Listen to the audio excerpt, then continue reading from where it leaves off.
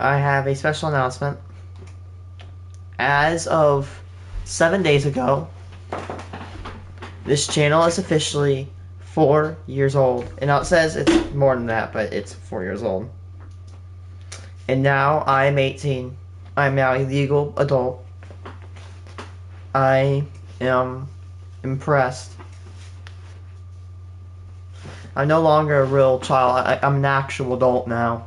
It doesn't sound like it, but like I kind of talk like this. I got a light pitched voice, but seriously, I'm an adult. I mean, it's hard to believe, but here we are, man. All these years, I'm no longer a kid anymore. I can drive out to town. I can go buy my own stuff. I can go, you know, I can, use my own money. I have a job. That sucks, man. Now, I want to. Now, I'm not gone. So here's why I was gone. So from the 27th to the 30th, I was on a trip to the Kalahari Resort in Wisconsin Dells. And in the 30th to the 1st of July, I was officially celebrating my birthday party. And then I took a break, sorted more coins for like I coin roll hunted, and that's why I haven't really been on a whole lot. I was taking a little bit of a break from the platform because I just need a break. Everybody needs a break, and I'm officially back here, and I really want to do something. So I said I was gonna finish this entire thing by July. Well, that's not really that true. But I doubt I'll be able to actually do this goal. But I want to try to finish this half this town by August, because good news and bad news. Good news is that I have a good amount. I have about I don't really.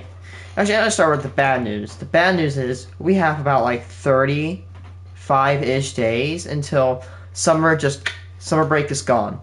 That's the bad news. The good news is that my college isn't like every week, every day. However, the problem with that is that with my college, I do not take it on Fridays. However, those Fridays will need to be used for Now I'm gonna put the controller down. So, Fridays, I will not be attending school on Fridays. By the way, quick out of topic. I'm sorry if you can hear my PS5.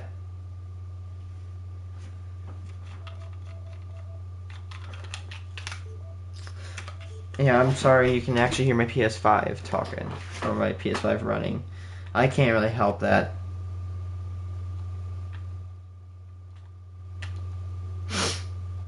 Anyway, I will not be attending college on Fridays for this college.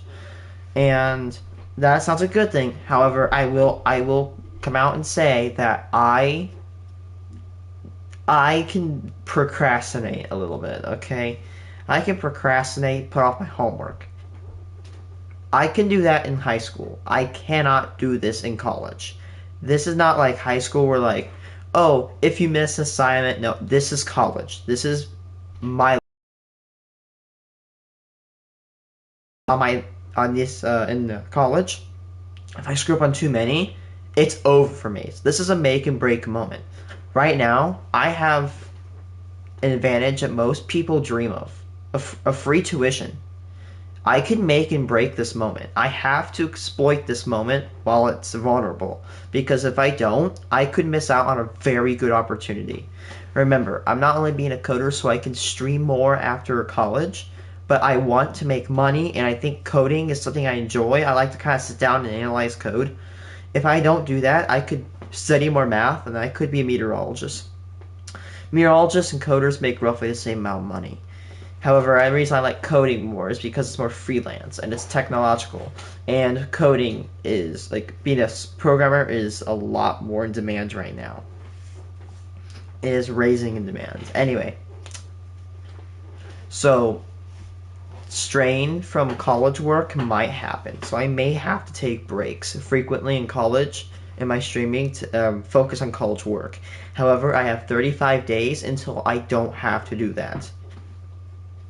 The good thing about my college is that like it's not all day, right? It's a certain day, so I could be able to stream roughly the same amount. It'd probably be like I could try to stream like 3/4 to half the time I can now.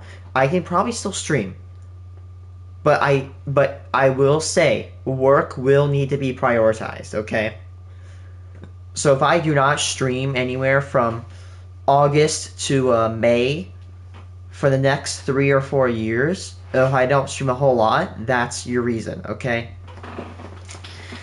This is where school gets serious. I'm not really the big fan of the education system, but I know that if I mess up here, if I screw up, it's over for me. I'll be a rocket that literally doesn't even just explodes before it gets off the ground because I'll just fail, and I will not accept failure for myself. I will not. I will push through every obstacle I find in my way until I get what I want, which is a secured job and secured role in society. Anyway, that's dumb. I kind of want to get into a kind of upsetting incident, but it's kind of funny to see this lady.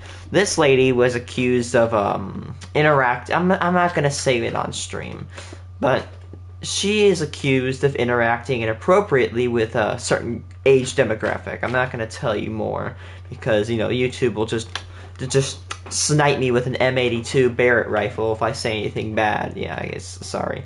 Anyway, so she comes out and says an apology video. Now, how does she do this? Does she do it seriously? Does she actually drop her bullcrap? And does she apologize? No.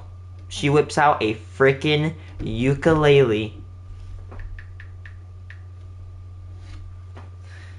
Okay, I have to see this. Hi, by Colleen Vlogs. I do not condone or support bullying or hate towards anyone ever. Wait, hold on. That's... I'm actually starting to tear up. I'm starting to tear up. That's actually funny. I had to be really quiet because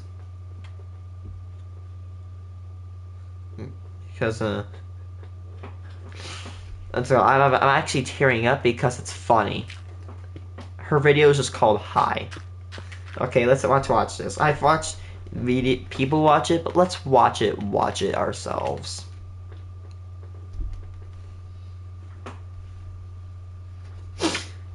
Oh my god. Okay, I'm only like 8 seconds into the video.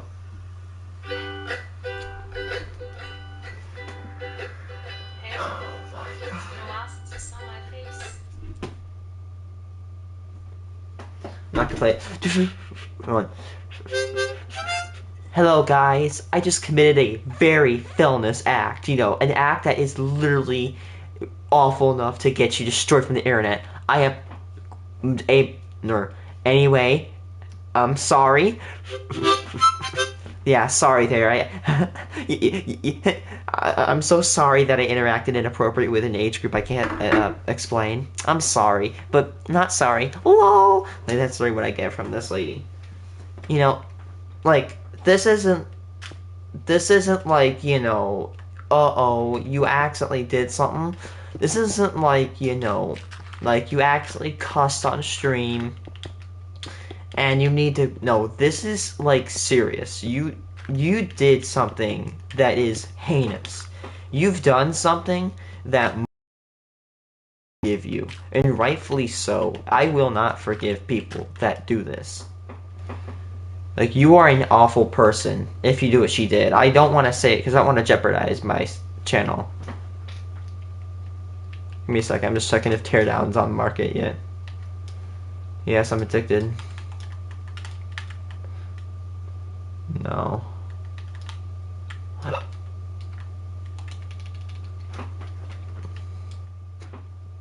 Anyway, so let's keep going. So she pulls out the ukulele, one hit. If I got accused of doing this, which there will be a cold day in hell before you ever saw me do anything close to me doing this. if I ever did, I would actually be serious and be like, listen, I've done some effed up crap, and this is not appropriate for me, and you know, you shouldn't support me for this. I, like, these aren't funny allegations. These are bad. These are life-changing. This will get you on the magical registry. I'm not going to tell you which one of the magical registries. I'm saying you're going to get yourself on the magical registry. This is actual bad.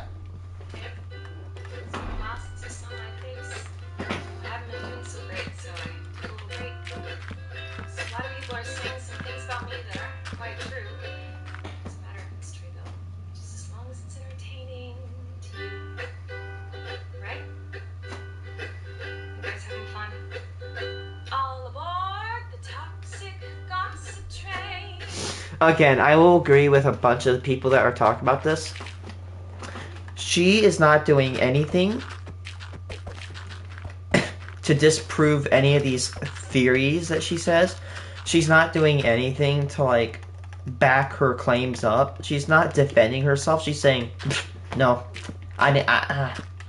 like she's in my mind and what I'm seeing. She's just saying, you think I'm you think you think I interact? No, toxic train of coin roll hunting and celebrating my birthday. Yeah, she's like, nope, I didn't interact with those people. Nope. You guys are just toxic train of despair, whatever. Toxic train of toxicity, blah blah blah. I don't. Yeah. When you have someone do something as heinous as this, and they start coming forward and saying, "Oh, you're just toxic," that's how I know you're lying. Like, you are more trustworthy than a dirty politician. I'm sorry, but like, you weren't. What are you doing? What are you doing, Wyatt?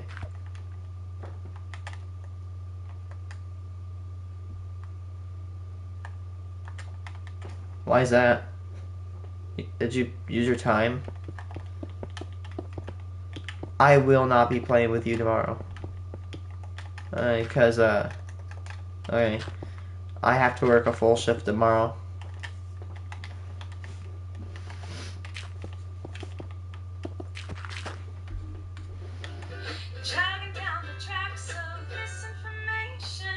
Oh, yes.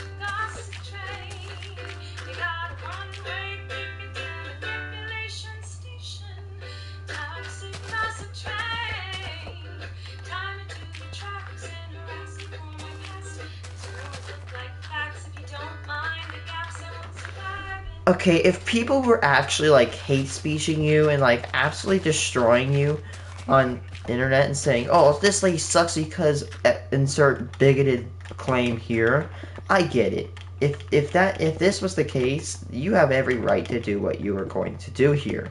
However, you have, again, I'm going to agree with another, like, Mudahar here.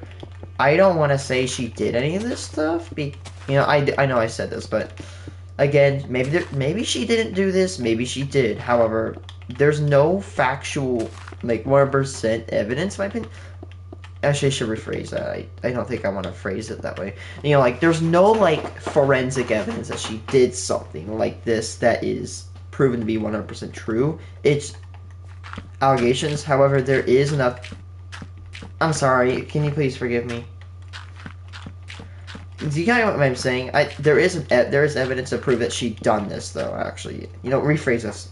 Whatever I just said before about, like, crazy and stuff. Like, cancel that. There's evidence that she did something like this, although it could be quote unquote false at the end of the day. You know what I mean?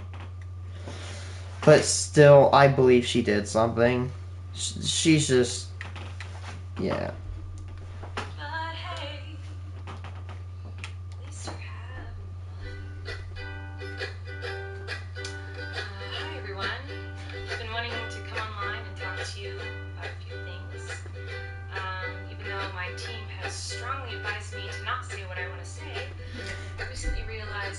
Yeah, my team strongly advised me to say what I'm not. What my PR team told me to not say what I'm about to say. Okay, you know, I don't have, again, I'm gonna agree with Mudar right here. I don't have a team. I do not have people that work for me. I do not have people that edit for me, which is why that video uploads are rare and streams are very common. It's because I don't want to sit down and edit all day. I want to play video games, okay? I don't live to edit. I live to play video games and hang out with people. That sounds wrong. Hang out with people. No, I'm not Colleen. Please don't attack me. If you do attack me for your claim, if you do attack me and accuse me of something, you better be careful. I will go to the music shop in Bloomington, Illinois. I will buy a ukulele and I will blast you, He-Man style, bruh. I will absolutely destroy you guys. Anyway.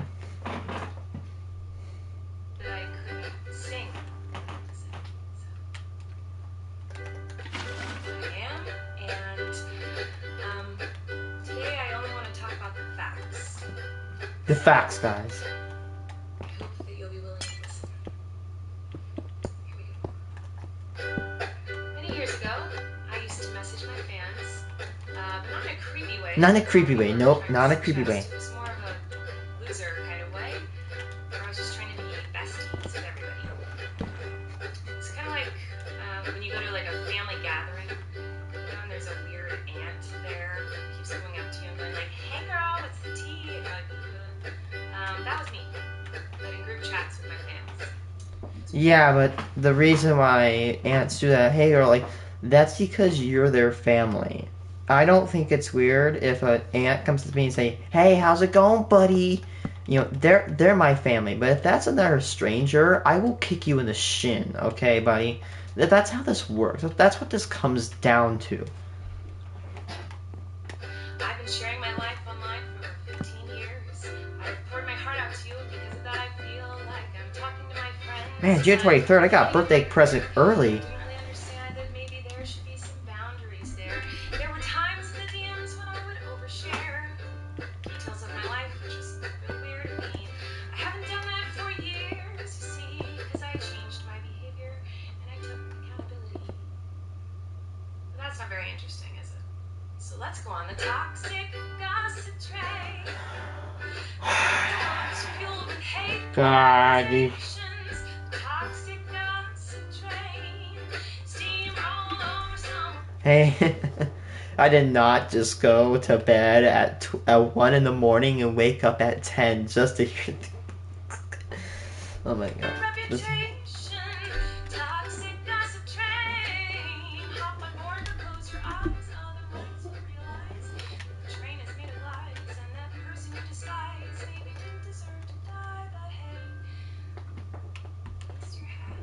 Oh my god, it goes on for 8 more minutes. In all seriousness, I do think it's really important to hold people accountable for their mistakes. You know, we should hope that everyone can learn from their mistakes and grow and change their behavior and be a better person. And this is something that I've always tried to do when I make mistakes, and it's something that I will continue to try to do. What? Okay. I thought you wanted me to take accountability, but that's not the point of your mob mentality, is it? No. Your goal is to ruin the life of the person you despise while you dramatize your lies and monetize their demise. Oh my god. I feel like I can already hear the comments on this video. She's gaslighting, manipulating. Oh, she's a narcissist and a rat. I would never make a mistake like that. Oh, I'm sorry. Oh my god, she's literally a Disney villain. Not saying that as a good way, she's literally a Disney villain. Stab me repeatedly in my bony little back. I'm sure you're disappointed in my shitty little song. I know you wanted me to say that I was 100% in the wrong. Well, I'm sorry. I'm not gonna take that route of admitting to lies and rumors that you made up. Oh my god. Hey everybody, I found someone new to harass. She did some things that I do not like in her past. So everybody gather round, cause we're about to attack. But not based on facts, oh no. Your loaded lethal weapons, your fingers on the keys. You don't need any armor when you can hide behind a screen. So shoot me down quick, in the click and bam. My reputation's deceased. Oh my god, I hate this. This hurts me. I also wanted to take a minute to talk about that girl Miranda sings. You know the one. Yeah, her. She's PG-13. It says that on my website, and it's always been that way.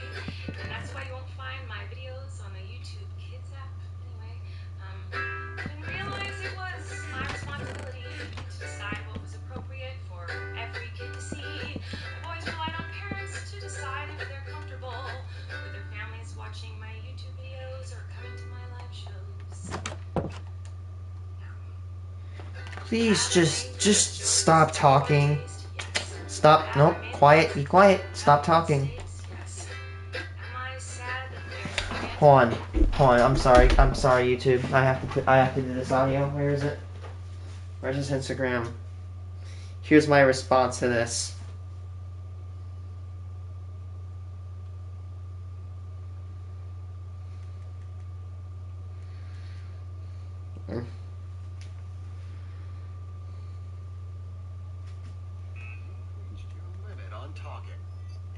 Shut the fuck Hold on, here it is. You've reached your limit on talking.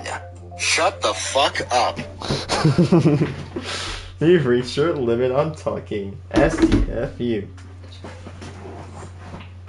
Was my intention to manipulate? It doesn't really matter what my intention was, because it seems as though everyone's already decided on that. Can you? It's not very fun to have millions of people all over the world call you the most vile, horrendous. What were they calling you? You're not gonna say it because you know that you're going to get ass blasted. It doesn't matter that these things aren't true. Everyone just believes. If it doesn't matter that these things aren't true, then why don't you come forward and tell people what you did? You're not going to because you know that you made an oopsie, and you know that your PR is going to be a dumpster fire just like our economy in 2009. Just a loser who didn't understand I shouldn't respond to fans, and I'm not a predator, even though a lot of you think so. Oh, there we go. Now we come forward as what something that we could be, but we're not. We're not actually. No.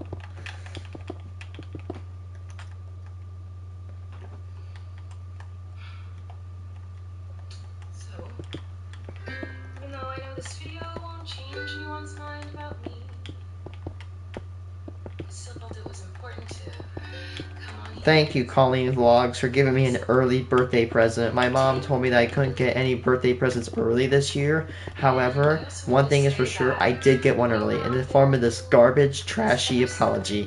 Thank you. I really, really appreciate you. Thank you. She's gonna have to issue an apology video for this apology because it's so I bad. never had any bad intentions. It goes on for 2 and. I feel like shit. Please stop talking.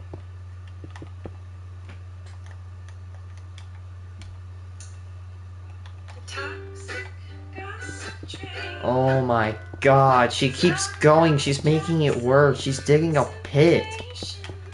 Toxic gossip train. We gotta make a remix of this one day. Toxic gossip train. You tie me to the tracks and harass me for my past. Rumors look like facts when you don't mind the gaps. You won't survive in the crash, but hey. Hope you had some fun. Stop talking.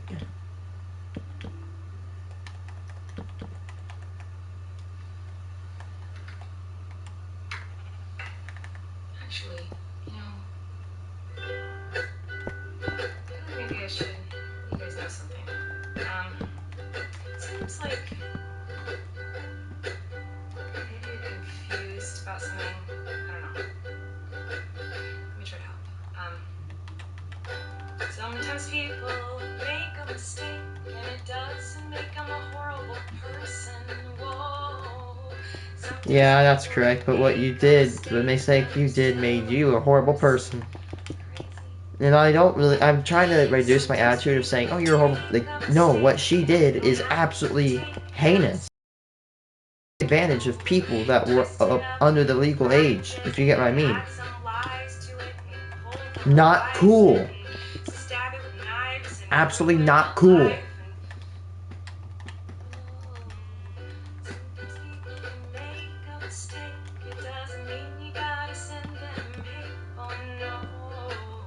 Sometimes people can make a mistake, and you can kindly let them know and help them to grow.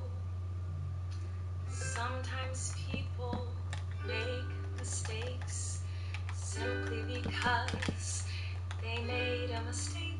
Dude, this is the most drawn out apology video of all time. Mistake But this isn't even an apology video at that. It's already saying, you suck, you've been manipulating me, and you're trash.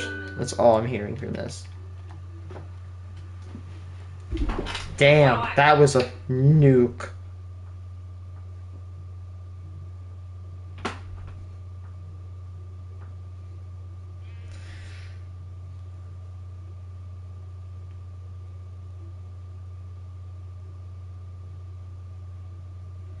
Wait, what?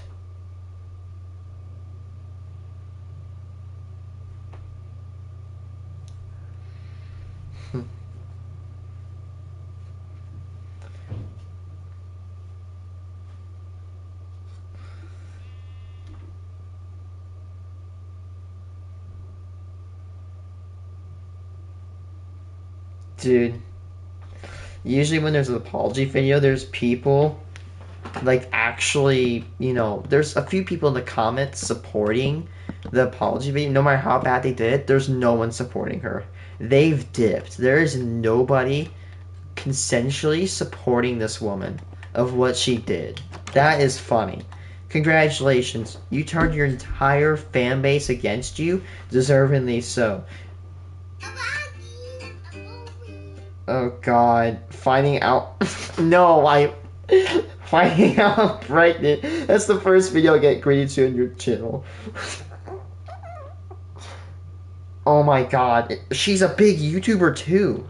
Colleen Bollinger, 8 million subscribe. Is this the same lady? Oh god darn it. Oh my god.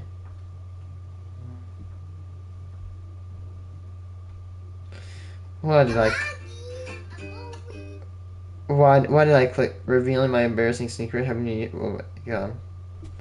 Okay, I want to see the channels linked.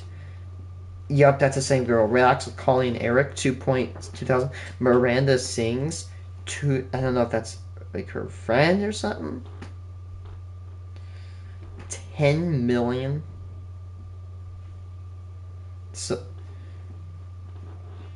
Bollinger family racial bar.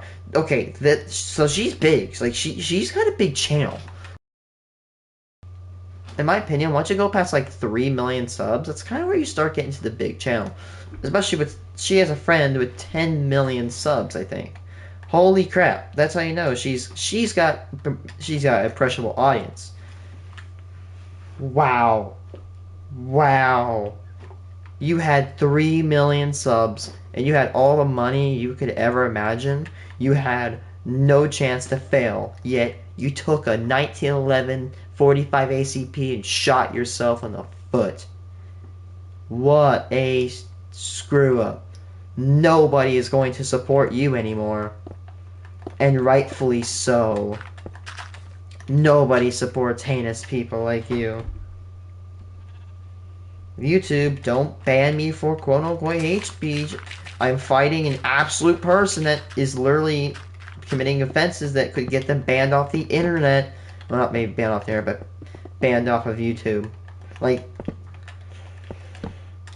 it takes a bit to make me not want to like someone, but not when they're an actual heinous person. Dude, everybody is nuking her. Oh my god, it's a fly.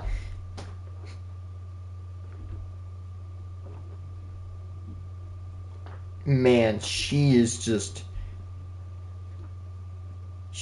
nuking everybody. I don't know, she's getting nuked, dude. They are SAR bombing. Just fly in my face. Jesus. I hate that.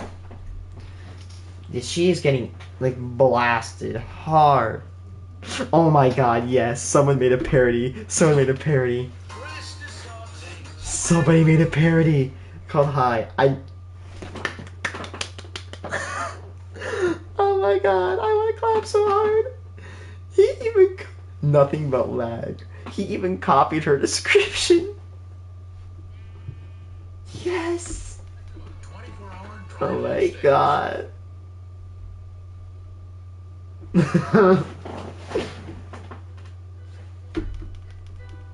everyone, it's been a while since you've seen my face. I'm sorry I was gone, but needed some space. I thought I'd come to talk to you and tell you the truth because some people are spreading rumors in there. Not quite true. So let's put it to bed, shall we?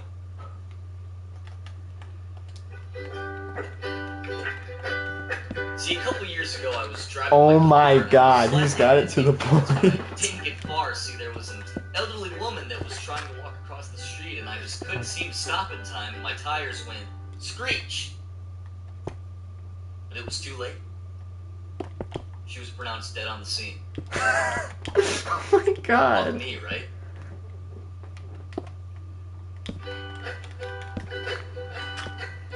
Hours went by and I was arrested and booked and I went to court and got convicted, but it's not how it looked, because when I saw her on the pavement with her eyes filled all teary, I looked her in the eyes, she died, but not before I told her I was sorry. That doesn't fit your narrative, does it? So let's all get aboard the cancel Justin train. Not a murderer, but everyone says that I killed her. Cancel Justin train. Destroy my reputation because it's not that great. People are saying that I also hit a child when I was on my way to court. Oh my Of course, that's god. my style, but it isn't true. See, I everybody's may be got a overreact, wrong, but and still, never this is ran funny. over a kid, I just ran over his dog. Oh my This god. was last year. I've taken accountability and apologized since. Why haven't you forgiven me? Bully. Cancel Justin Train. I never killed a child, but I broke both of his legs, maybe. Cancel Justin Train. Destroy my reputation, cause it's not that great.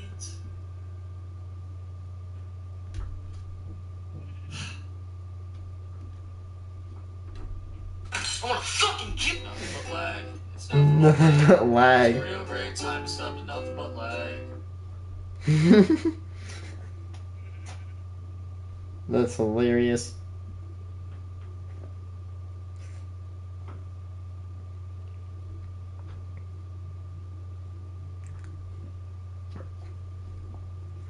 Oh my god, that's I love that.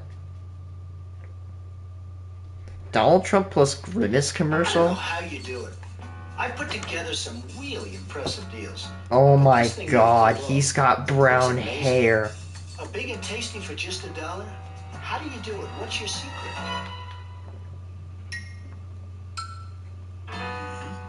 Oh my god. Has Chicken sandwich. brown hair in that commercial. Every day. Wow. Together. Oh my god. That's a meme. Now that he's got to be the most memed president. Advised me to not say what I Sorry, was. I just got the call. What's going on? Realized that they never said that I couldn't sing. Why is she on YouTube? Why is she on YouTube? We told her not to be on YouTube. Hey man, we fucked up. What do you mean we fucked up? We told her very specifically. Yeah. Minnesota? Tennessee! Oklahoma! Arkansas! Minnesota! What? I don't get it.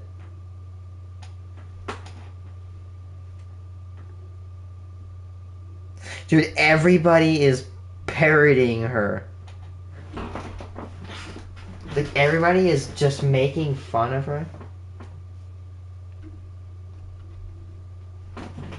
Was that 87 bytes?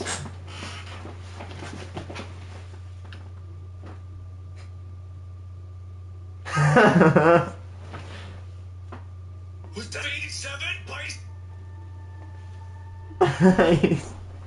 I get that. Dude, there's another video of it. There's another... Christ.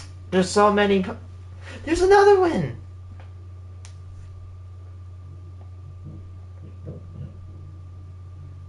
Oh my god, I love that. Hi. There's more. There's more. Oh my god.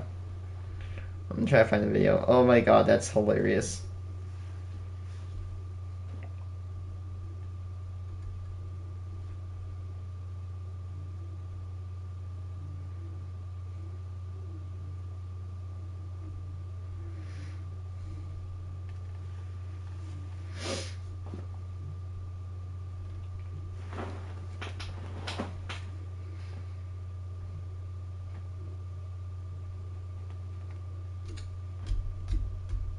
Oh my god, I love it.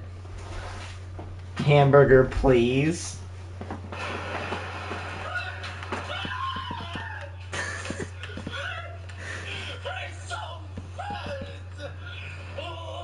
Oh my god.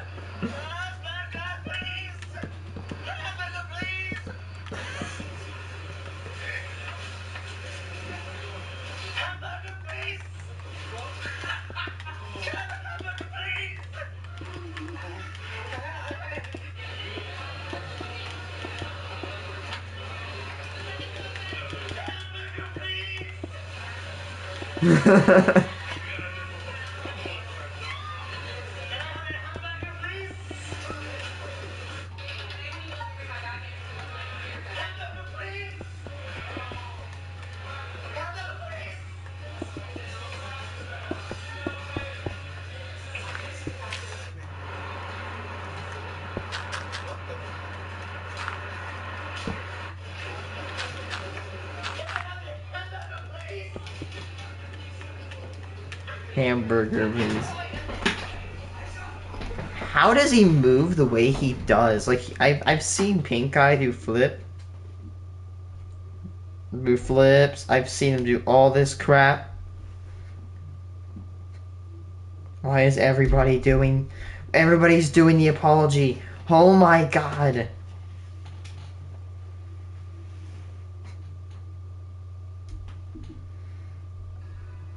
Alright guys, I'm gonna plan for this. Watch how we do. Protect your dog from fleas and ticks with NexGuard Chews, the protection that's #1 with dogs. Use with caution in dogs with a history of seizures or neurologic disability. Top 10. Hey guys. And just what do you think you're doing here? No, the TikToker who faked Tourette's. The age of 6 or 7. Okay, listen, I don't know why. There's two types. In my opinion, there's like these like two types of people that have the cyan dye for their hair. There's your fine types, which make up like 95% of the population, and then there's the 5% that's like crackhead. I don't even know why. Stop. Oh my god, yeah, my red dye is gone, dude. It's like, it's kind of like blended in with the past layers, but because of the constant exposure to chlorine in my hair, it is just gone. Disorder which made her life incredibly difficult over the years, so she claimed. By mid-2021, at the age of 27, she was using her 500,000 follower TikTok account Ticks and Roses to raise awareness about Tourette's, whilst simultaneously promoting her yarn dyeing business. Hi, this is Emerald with Stardust Fiber Studio. I am one of the owners. I also do awareness videos for Tourette's on TikTok. However, it was with videos like the one we're about to show that began to raise suspicions about whether or not this specific TikToker actually had Tourette's syndrome after noticing that her apparent condition felt forced or fake. Well, I wanted to talk a little bit about wow. I wanted to talk wow. I wanted to talk a little bit about wow. Never mind. Here's where what people do not get about tics. That is not just vocal repetitions. Tics can be muscle spasms that are uncontrolled by the, like that right there. That right there, like you can twitch your arm, I can twitch my leg. Any muscle you can think of in the body can be affected by this, except for the heart. I don't think. Oh god, I don't even want to think about. No, yeah, I'm gonna let that one go. Anyway, as I was saying, people what they get wrong about tics is that they're not just always, talking. It can be you know it could be muscle spasms. But these guys know everything they about, me. And just kidding. I literally have the condition and I don't need to fake it. I don't say I have tics for clout right here. I'm saying it because I actually have the damn condition. And let me tell you, it sucks. Imagine going out, sniffing some dust, and start ticking. That sucks. Do you realize how much pain, not much pain, how sucky it is? No one's done it, but imagine people look at you weird, huh? You know what it feels like to be looked at weird? Oh my god, this fly is bothering me. I'm about to freaking smite it down with the power of God. Confirmed to be true, Tics and Roses was exposed brutally, eventually resulting in the permanent deletion of her account. This video will detail exactly how the internet came to discover that she was faking it, all beginning with a subreddit dedicated to the truth and an old Facebook live stream. We mentioned earlier that alongside her Tics and Roses TikTok page, Emerald also ran a yarn dyeing business called Stardust Fiber Studio, which had its own Facebook page. On this Facebook page, Emerald would often host promotional live streams dating back to 2020, before her Tourette's TikTok had become popular in early to mid 2021. The bizarre part about one of these old live streams was that, despite apparently having Tourette's since the age of 6 to 7, during the entire 1 minute 54 second video, Emerald didn't tick, not even once. We are wrapping up with planting all of the little seedlings now. He's finishing up with the broccoli right now. In the videos that were displayed on the Tics and Roses TikTok page, she's often seen ticking once every 1 to 3 seconds, sometimes even more than that, therefore... By the way, with tics, can they appear out of nowhere? Like, they started appearing for me at the age of, 10. However, can they go down? Can the severity of them go down? Absolutely, yes. I have seen that. I used to have severe tics. However, I have to use medicine to quell the effects. A chemical known as, or a drug known as guanfacine. Don't even try to spell that crap, dude. You don't even know how to spell it. It's 1 minute 54 second old undeleted live stream in which she didn't tick once was certainly some interesting early evidence against the authenticity of her disorder. When the discussion of the Facebook live stream began to show up regularly in her TikTok comments, Emerald actually had a pretty reasonable defense, and would even respond to a specific TikTok that had brought it up. You should check out her YouTube Stardust Fiber Studio and take note of how she doesn't have a tick in any of the videos. Maybe you'll think twice. To which she would respond, hey, so this is a comment I saw a lot and I wanted to clear up a few things, before explaining that the tics didn't happen all the time and that it was possible for her to make short videos without any involuntary outbursts. The excuse was reasonable and accepted by many, well, momentarily. Shortly thereafter, Reddit would uncover another full 54-minute live stream, again without a single tick, rendering her previous excuse slightly less believable. There were other pieces of similar evidence. For example, she would post a TikTok titled Nursery Rhymes with Tourette's, in which she couldn't get past the first line of reading without ticking, yet Reddit would find an example of her reciting a written poem for 2.5 minutes in an old clip without a single sign of even the slightest tick. The pattern was incredibly simple to follow. On her TikTok, the tics were uncontrollable, yet in any other situation, they were non-existent. With evidence suggesting that her condition had been fabricated, Emerald felt the pressure to prove that her Tourette's was in fact real, at which point she would apparently go and see a specialist to get a proper diagnosis, uploading a video of her consultation to TikTok. So I know you've all probably seen the chaos happening on my channel, so I wanted to show a little bit of my last outpatient consultation. While Emerald likely assumed that this would silence the haters, so to speak, it really only did the opposite. Many were suspicious of the letter owing to a multitude of mistakes and oddities within the writing. For example, PTSD had been written twice in the list of past medical history. Why was it necessary to include that she was a very pleasant 27-year-old left-handed lady in the history of present illness? OCD with anxiety disorder is just flat out wrong. OCD is an anxiety disorder, and an anxiety disorder is not a diagnosis. It is a family of diagnoses. You would have to say generalized anxiety disorder, panic disorder, or unspecified or something. This is not how anyone would code or write this.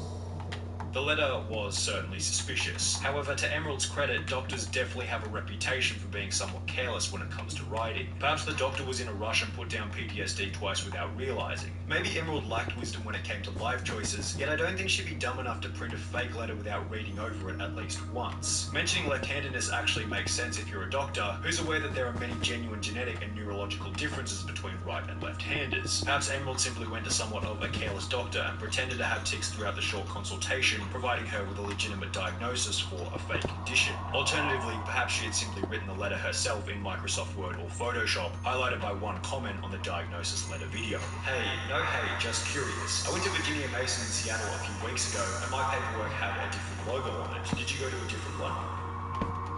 An interesting thing that no one on Reddit seemed to pick up on is that the genuine Virginia Mason logo has a small TM placed after the name. Yet the letter Emerald shows in the photo has no TM. And if you go onto Google Maps and search a Virginia Mason logo, filter to photos with a transparent background, and look at the first image, you'll see a logo identical to the one within the TikTok without the little TM as is shown in almost every other official version of the logo. With many assuming that the letter had been faked, she would then be trolled by people making their own forgeries of the document, such as this one which read, patient, tics and roses, doctor, fictitious, date of birth, who cares, chief complaint, fraud, all of which completed in the exact same style as the original letter. After being completely and utterly backed into a corner, Tics and Roses would disable comments on the video before deleting it days later. At the same time, she'd also delete everything from her Instagram page, with one Reddit post stating, TAR has deleted all posts on their Instagram, maybe, which was then confirmed by a comment reading, can confirm it, I don't see anything on their profile.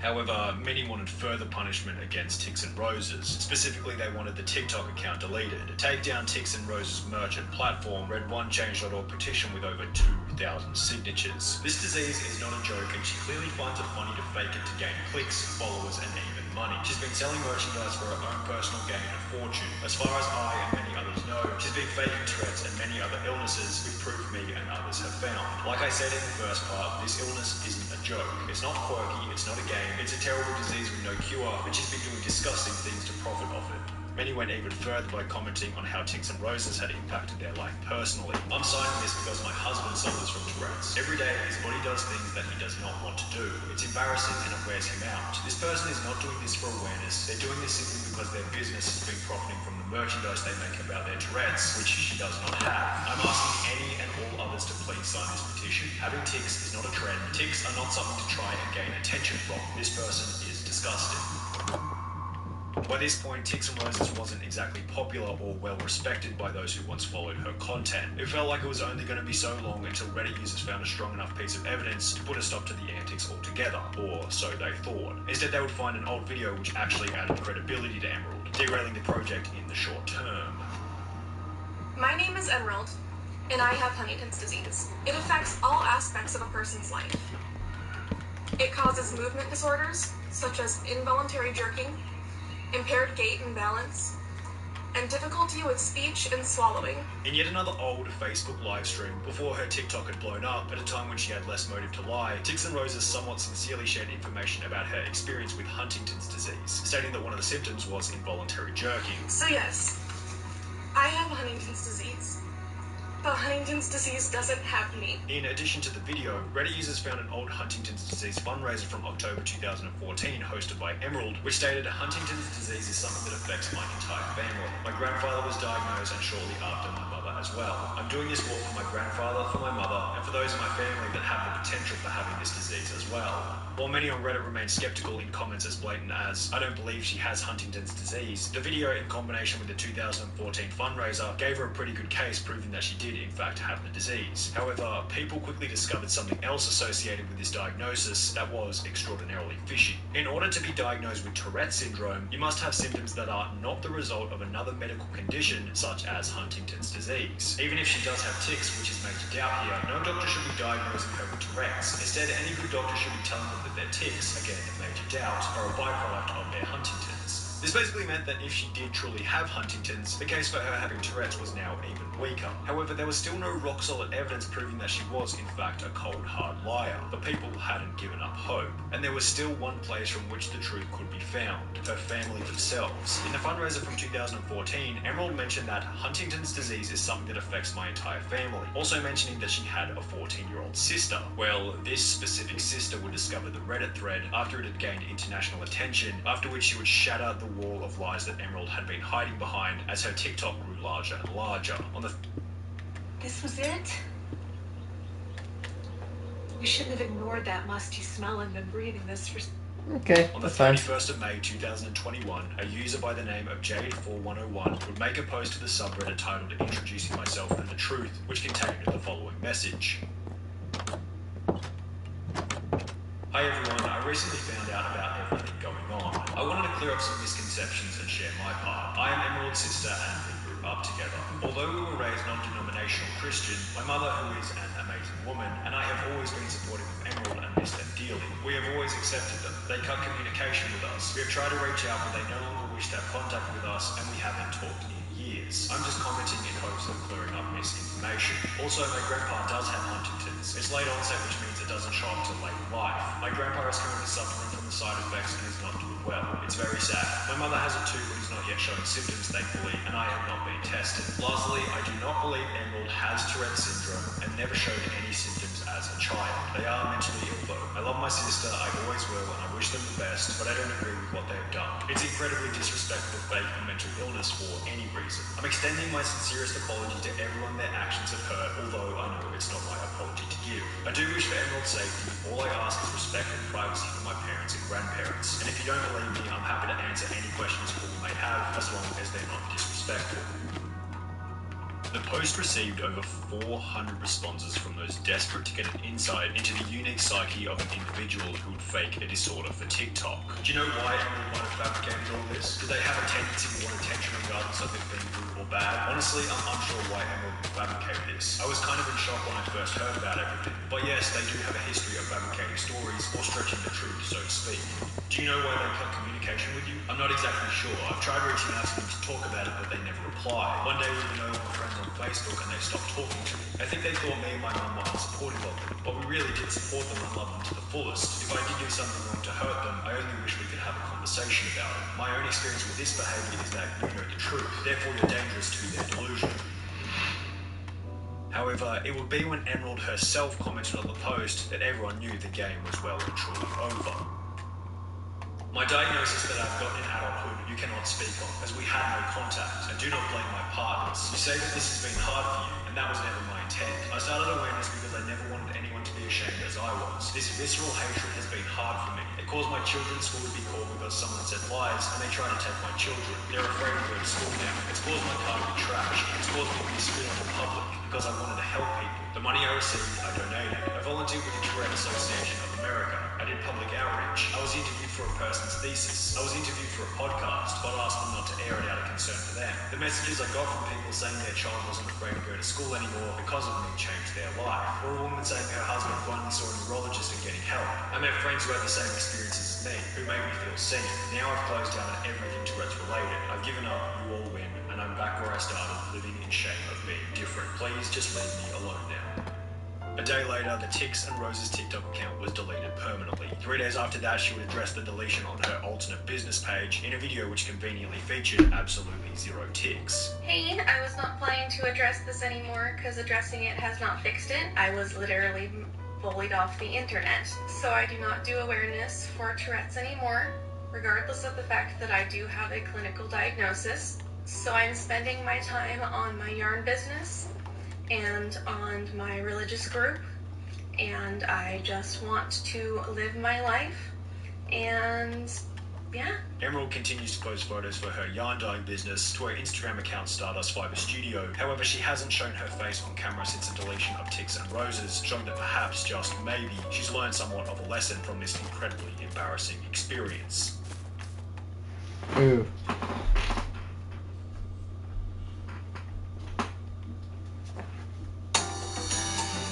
The worst parents on YouTube, Daddy 05. Yeah, these guys suck. Wholeheartedly suck. I've talked about these guys so many times. I'm sorry, YouTube, but nope. These guys suck. Every word, every meaning that is not good. These guys are awful people who should be arrested. I feel so bad for Cody, dude.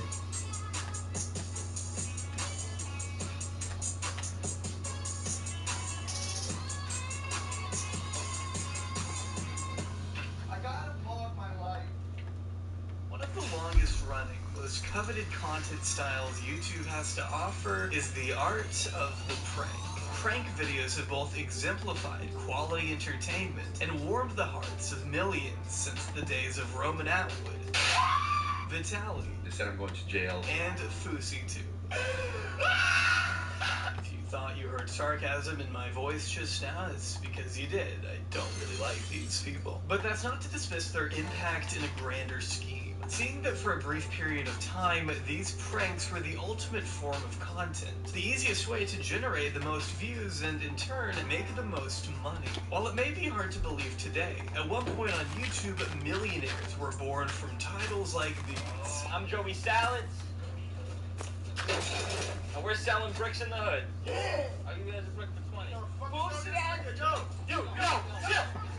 In fact, the more sensitive a topic I get that, but you may not want to actually do that in places like Northern America, I'll say. Northern USA. By 2017, enough pranksters have been exposed for faking their pranks that viewers became skeptical of the genre altogether, diminishing trust between fan and creator, which meant that if you wanted to go viral, you needed to capitalize on the most insane, jaw-dropping concept you could think of. And that's exactly the direction many creators took, knowing the authenticity of the prank didn't matter so much, just as long as the title and thumbnail contained enough shock value to achieve instant virality. It's how we ended up with Prank Invasion making out with so many scantily clad women in Oh my god. Prank Invasion. And try to get kisses. The shock value needed to overshadow the fakeness. But sadly, not everything depicted in these videos was fake. Some creators went so far as to take advantage of the public's preconceived notion of fake prank videos in order to monetize the most sadistic behavior imaginable, exploiting genuine reactions of distress and carrying out the most twisted of desires until YouTube themselves were finally forced to act, not before going down in history as some of the cruelest individuals on the entire platform. This is the story of Daddy05.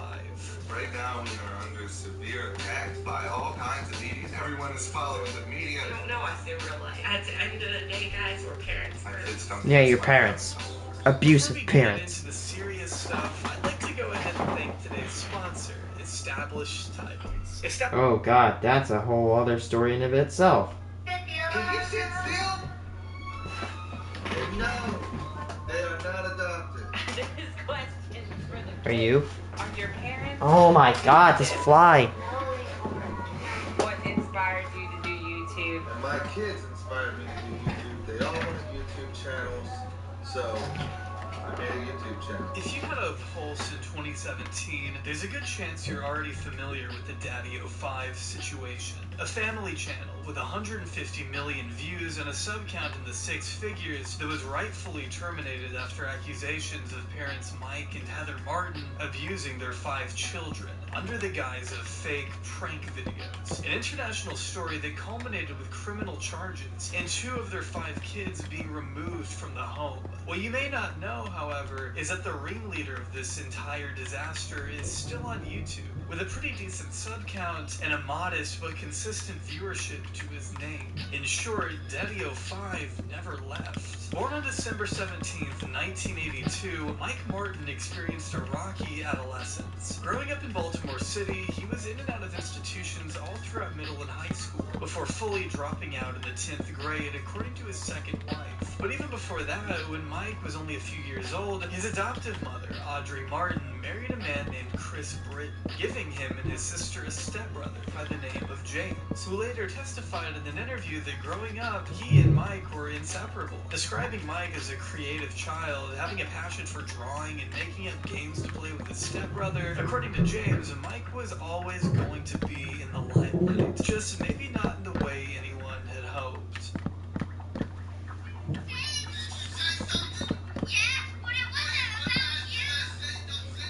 I will not argue 25 times. Much of the cruel disciplinary tactics that were later used by Mike on his children were first used on him by Audrey, who was described as an aggressive sort of person who tended to be excessive when it came to punishment. Here's the sucky thing is, sentences over and over the when he abused stepped out of become line, abusers, exactly what he made his kids do on camera, and then the abusers not just as a punishment convert more for people them, to but also for the abusers, sick which is the entertainment this is what is so dangerous about Let's abuse. face ourselves. I want to take time to fully People that have been understand the abused as type of people children we're dealing with here become and and try to grow up to approximately become where abusive things parents started to go wrong. or abusive According people. to the same interview James had with journalist Nick Monroe, James emphasized the difficulty Mike had in coping with personal issues, always being quick to blame others for his own wrongdoings, unable to take accountability himself. As reported by Monroe, if the school system wasn't failing him, it was the teachers or the students for something as minute as being too loud. But one of the biggest tragedies of Mike's childhood came when Audrey passed of an aneurysm in her mid-30s. This took a massive toll on Mike, who was still very young at the time, struggling to cope with her loss as his stepfather Chris was driven to sell the house and send Mike away to live with grandparents. Meanwhile, his sister Courtney went to go stay with their uncles. Mike was fully isolated, away from Courtney and his stepbrother James, who did attempt to reconnect with Mike later in life, but was met with contempt, refusing to speak with James and his wife Laura for unknown reasons. Much of Mike's life past this point is fairly unknown, as James didn't see or hear from him again, that is until he spotted his kids watching a YouTube video decades down the road. I think that the kids in this situation probably are not living an ideal life. This is just the world's reaction to seeing children in distress, little defenseless children. Now, the specific video that ends up getting brought to attention when they first started getting the backlash was actually probably on the lesser scale of how messed up some of their videos are. Children being handled emotionally and physically in a way that shocked the world. And you can't be surprised that the world would have an adverse reaction. Mike and Heather Martin had garnered quite the reputation by early 2017, their content fully spilling out into the mainstream zeitgeist after being amplified by some of the loudest voices on the internet at the time. Drama Before alert. prompting such publicity, the couple had been quietly growing their channel since August 13th, 2015, toying around with a range of different genres before landing on the prank variety that eventually drove them to infamy. What's up, Team DO5? I have been thinking about a little prank to do with Mommy and 5. At first, their content consisted of pretty harmless, unassuming daily vlogs of their blended family. Heather had 3 boys from a previous marriage, just as Mike had 2 kids of his own from his ex-girlfriend, Rose. A backstory we'll be exploring extensively a little later. As of 2016, the family had been known to stream on Twitch, along with their regular flow of YouTube content. It was deemed fairly innocuous up until July 8th of that year, when Mike announced to his then humble following the first semblance of what would become the channel's primary focus, and ultimately the grave downfall of an entire family. I may have just done a prank on one of my kids, and there might be a video coming soon, maybe. I don't know, lol. He may not have known it, but from that moment forward, life for the Martin family would never be the same again. Alright guys, so the dogs were outside and they drugged something in it. I'm pretty sure it's a baby mouse, and Heather doesn't know about it, so...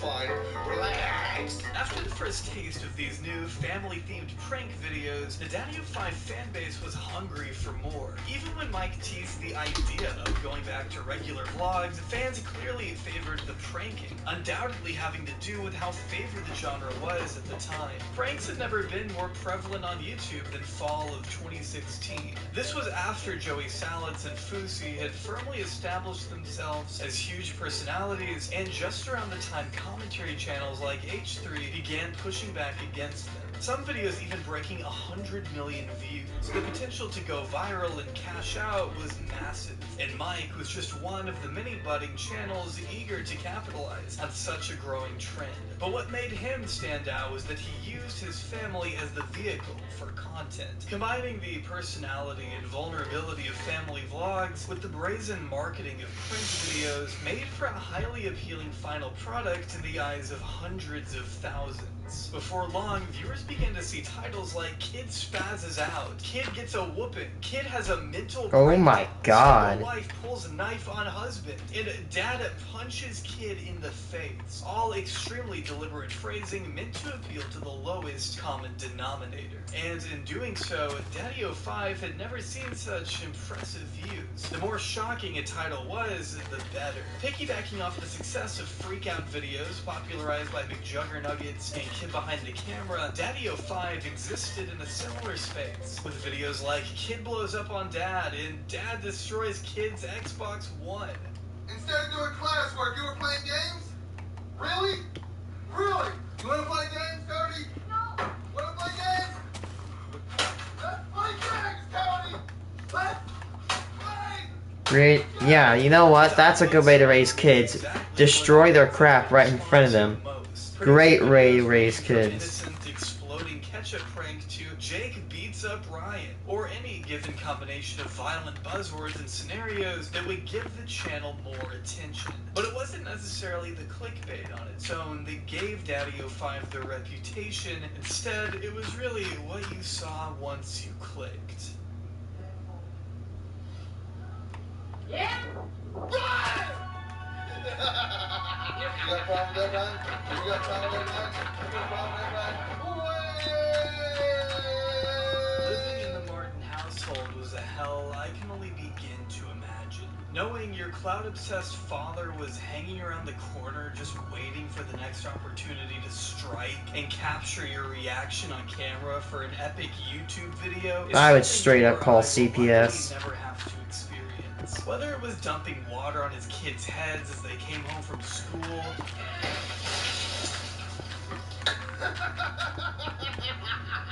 waking them up with a megaphone like they're at boot camp, or letting your kid ambush your other kid by pouring spoiled milk into the tub while he showered. For these kids, a normal life seemed to be almost impossibly out of reach. Any peaceful moment to themselves was disrupted by a camera. Mike looking to cause trouble any way he could, yelling curses every other word, even instigating fights between his own children for the sake of more clickbait. But this is what the Daddy-O5 channel consisted of. In between Mike giving half-assed words of wisdom or something, Decided to give everybody a little message. A little bit of words of encouragement. Right now, when you feel like shit, and you feel like you just can't go on no more, and you're just dead tired, right now is when it matters the most. parent. Put it down! Mike was also a raging narcissist, always keeping himself at the forefront of the chaos, taking great pride in every milestone their channel hit. Sorry, I mean his channel. Oh my god, I feel like if I get up and go take a shower, I might miss it if I hit 100,000. While Mike emphasized his children and his content, he was the one who reaped all the rewards, adamant about reaching 1 million subscribers and saving up enough ad revenue to one day purchase his dream car. And he didn't care how many tears were shed. What, a stupid Mustang? To get there. It didn't take an astute observer to look at one video and notice a key difference in Daddy-O5's content compared to the rest of YouTube's most popular pranksters. These videos were not fake. You gonna get violent? Really? Leave me alone. That's why you're going. I'm not going. You're going. You are going. I'm not going anywhere. The more these so-called pranks continued, the more hostile the environment became. While every child in the Martin family was exposed to vile treatment, some had it even worse than others. Cody Namely, and Mike's a little girl. biological kids, Cody and Emma. Among Emma, others, yeah, that's what her name was, Cody Emma. and Emma found themselves being picked on the most, not only by And their we're- siblings, but by their parents. Yeah, too. it sucks because their sibling. When I feel like I'm upset, I go to my sibling or my parents for help. When you can't go to either of them, that sucks. Cody's Pokemon cards. giant family surprise. I'm sending Cody to military school, and using Cody for target practice is only a fraction of the examples I found. Not including the poop series. Over time, Cody became hated among the channel's fan base, seen as the problem child to gullible audiences because that was the narrative Mike and Heather seemed to put forward. Even in tweets that had nothing to do with Cody at all, the replies would still be filled with people encouraging Mike to punish Cody further, telling him that he should make Cody write more sentences, or that he should hit him harder. As heartbreaking Wow, that is awful. it was genuinely what some people were tuning in to see, and the Martin parents had no problem giving them just that. What is all this? What the heck is all this? Let me guess, you think I did this? What is this? Cody, get the Clorox wipes. What are Clorox wipes? Disinfectant Clorox wipes. Go, get them. It's clear from the time that Mike and Heather decided against letting Cody come with the family to Disneyland that they had always had some kind of weird resentment towards him. Where in one instance, Heather just outright admits she didn't want to take him. I wanted to take him. Okay, well, I don't want to take him. I love the boy, but I don't want to take him because he's bad at and he's going to make everyone miserable the whole time. Implying that his behavior means he isn't a normal kid and that he's got something else wrong with him. He put poop everywhere. Several times. Poop. Well, that could be a sign of what we like to call abuse. I'm going to miss him too. Oh, oops, got my voice down. No, with my sister. She's literally in the room behind the TV I'm really reviewing. Cody has something else. Despite the fact that smearing You poop on have the something walls at a else. young age can be an early indicator of OCD, PTSD, anxiety, or depression, Cody has also been officially diagnosed with ODD, otherwise known as oppositional defiant disorder, which Mike and Heather would have to be aware of according to his biological mother, Rose. But despite this disorder, the Martins weren't holding any punches with the pranks they pulled. One video in particular by the name of Cody Gets Kicked Out stands out to me the most. What's up, Team DO5? I am in Cody's room. Luminar Neo Photo Editor. Bring out the wow factor of every photo with just a few clicks. Because Cody is getting out of my house. I'm kicking him out. The video begins with Mike laying the groundwork for a new prank idea, convincing Cody that he'll be going to live with fellow YouTuber Kid Behind a Camera to clean dog poop to straighten up his behavior, making it seem as real as possible by getting the rest of the family in on it too. I'm catch up to speed here. I believe I don't have chocolate on me. I ate some chocolate. So I told Brian that Cody's out of here. How do you feel about that? Happy about that. I'm trying to go places and not have him acting stupid. Sounds like pluses to me. No one wants to deal with him. Wow, what a piece of garbage. Mom doesn't want to deal with them. No one in this house wants to deal with them. You don't love Cody. I love him to death, but he needs to go. This is literally how the video opens up. A dad getting his kid to talk bad about his other kid. Mike then waits for Cody to get home from school before breaking the news right as he walks through the door. Cody refuses, and as per usual, a screaming match ensues. And I said go find some! You're going. When did you become the boss? Once Mike and Heather become more adamant that he will be moving out of the house, Cody retreats upstairs in search of a hiding place before accusing his parents of not loving him. And in his position, who can blame him? So you love me? I do. So now you don't. Gotta get you help. If you love me, you wouldn't leave me. You not serious about this? I'm not leaving you. In a dispute that seems to last the rest of the evening, Mike and Heather help pack his things before meeting him at the bottom of the stairs, where Cody begins throwing clothes at his dad. No! At that point, Mike is forced to reveal the truth. As anyone could expect, Cody doesn't take the news well. It's just a prank. Just a prank. Stop it! Just a prank. Just a prank, really? Yes. God! It's just a prank. Messed up. his family had just lied to him, making him think Usually I don't like to trust kids, and like I kind of don't take them seriously, but this I do. It is messed up, especially with kids with mental disorders like me, or at least I was a kid. That can screw with you, dude. Mental kids with disorders can have increased suicide rates, dude. You don't know the half of it. What a human. Oh, I can't say it on YouTube. I can't say. I'm just not gonna. I'm not gonna say it. I don't even want to risk it because YouTube is just rogue at this point. Hey guys. So, I got a prank for Cody. I bought this here invisible ink, and I'm gonna squirt it God, over stupid his carpet fly. and start flipping out. Because you remember before, guys, you've seen our videos, you know, he got ink all over our carpet. We actually had to pay someone to come clean it. So we're gonna make him think that he did it again. That's funny. Heather is smearing some kind of ink all over the carpet. The so-called prank takes a dark shift when Cody enters the room and she and Mike proceed to berate him for making a mess, blaming the child for something we all know he didn't do. Making for such a difficult watch, I'm not sure how much footage I can even show here. What did you do? What the hell is that?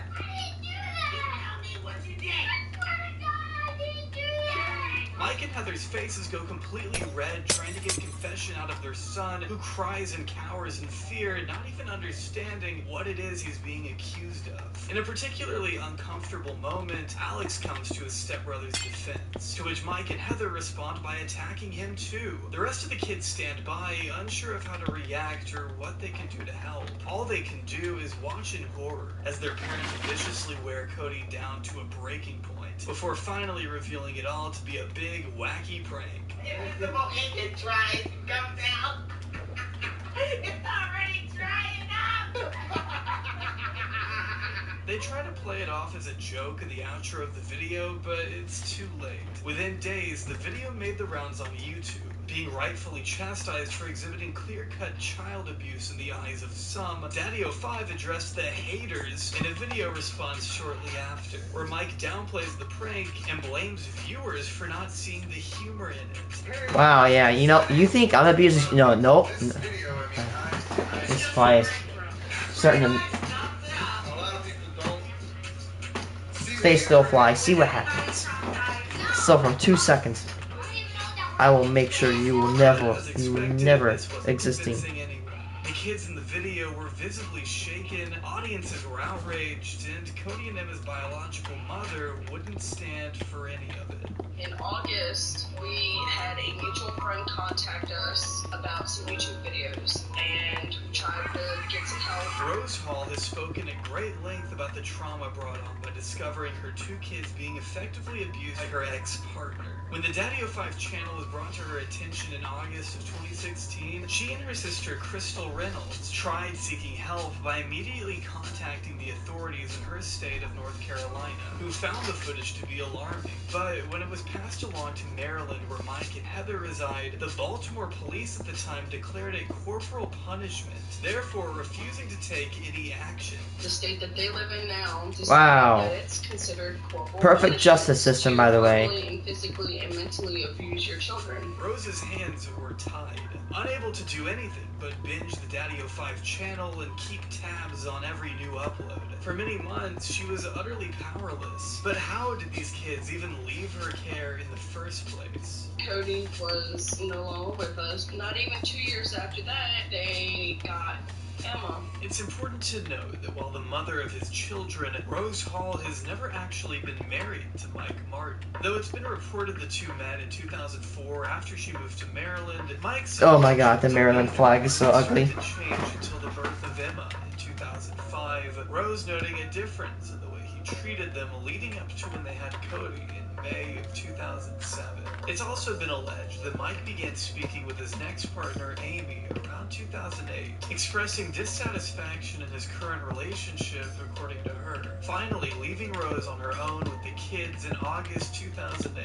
As Rose's sister Crystal stated, Mike left back in 2008 when Cody was 1 and Emma was almost 3. My sister took care of those kids by herself, with no money or help from him for almost 7 years. By 2014, though, Rose reached back out to her estranged partner, trying to seek help with Cody's ODD. 3 years ago, she contacted Mike to give him a second chance to try to be a dad. 2011, excuse me. More than 3 years. And he was gone for several years. With Cody struggling at her house, she thought maybe a quick summer trip to his dad's place could serve as a nice change of pace. Little did she know of what Mike and Heather would do next. She actually contacted him 3 years ago, trying to get some help because Cody was ODD, asked if he could go and visit for the summer to try to, see if a change of environment would kind of help him out. It's possible Mike took this gesture as an indicator that Rose was unfit to take care of him with his condition. But as writer Nick Monroe pointed out, it's important to note there's a distinction between a child's behaviors being difficult to deal with and it being deemed incapable of handling a child altogether. In fact, according to Rose, one of the reasons she wanted Cody I make pink look good. was so he could access better medical care. As of today, I have yet to see any potential sign that Rose would be unfit to look after Cody and Emma. But I've seen plenty of signs that would show Mike and Heather to be some of the worst caregivers for any child. One of the more serious allegations from Rose being that Mike and Heather forged paperwork to make it seem she had given her majority custody rights to them. While he was there, the stepmother, Heather, decided that she was going to forge papers and say that my sister gave up her rights of Cody and was sending him to live there. During what was supposed to be a 6-month stay, Rose claims that Mike began slowly excommunicating her from her son. Nightly calls turned into weekly calls, which became monthly, until Cody just got too busy. Rose claims Cody's temporary visit began to look more permanent when she saw her name at the bottom of court papers in December 2014, blaming Mike and Heather for forging her signature on a document she swears she didn't sign. One bit of evidence to support this claim would be when Mike and Heather used some of her own medical papers against her in court, seemingly indicating a cache of Rose's personal documents somehow in their possession. According to Rose, they'd have no other way to obtain this information than by taking it from her home during a routine visit to pick up Cody's toys. It wasn't hard for them to forge her stuff because somehow they got an entire tote of my sister's paperwork, like Medicaid for the kids and things like that, papers that she had signed. They also used a very personal document against me in court. They took a document that nobody was supposed to see. It was confidential. To this day, Rose still denies ever signing Cody's rights over to the Martins. While Heather has continued to maintain their innocence, she and Rose supposedly exchanged these series of emails over the next few months, with Heather reportedly taunting Rose with things like, "Yes, you are his mother, but that he refers to Rose as his stepmom, according to documents obtained by Nick Monroe. Reportedly texting Rose at one point, "You're not even a fraction of the woman and mother I am." Throughout this entire debacle, we see transcripts of Rose talking about how afraid Emma was that they'd come and take her next. Both Rose and Emma lived in fear of what Mike and Heather might do next, a dread exacerbated by Mike's alleged intimidation tactics around this time, with this police report filed by Rose at the time to indicate so.